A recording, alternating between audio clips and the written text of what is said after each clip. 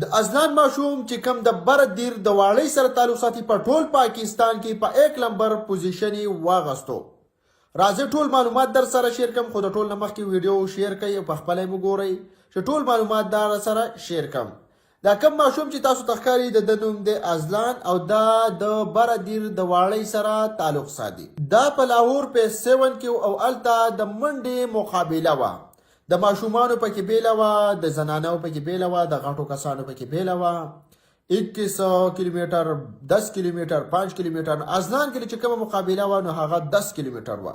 د آل پاکستان نه ورته ماشومانو اپلای کړې وه او په دې مقابله کې تقریبا د 1000 نه بره کسان ورته اپلای کړې وه او مقابله پکې وه.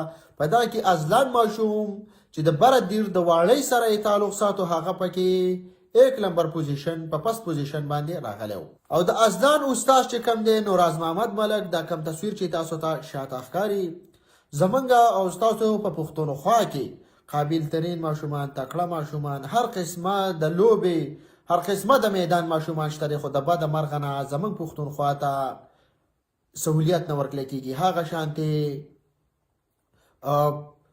پروتوکول نه ورکړل کېږي. په پنجاب کې یو کس که نیزه پروګرام یا مقابله وګټي هغې ته څوم نه ورکړل کېږي، یا بیا په KP کې خیبر پښتونخوا کې یو کس مقابله وګټي که په انټرنیشنل وګټي هغې ته دومره ترجیح نه ورکړل کېږي څومره چې پنجاب ته ورکړل کېږي.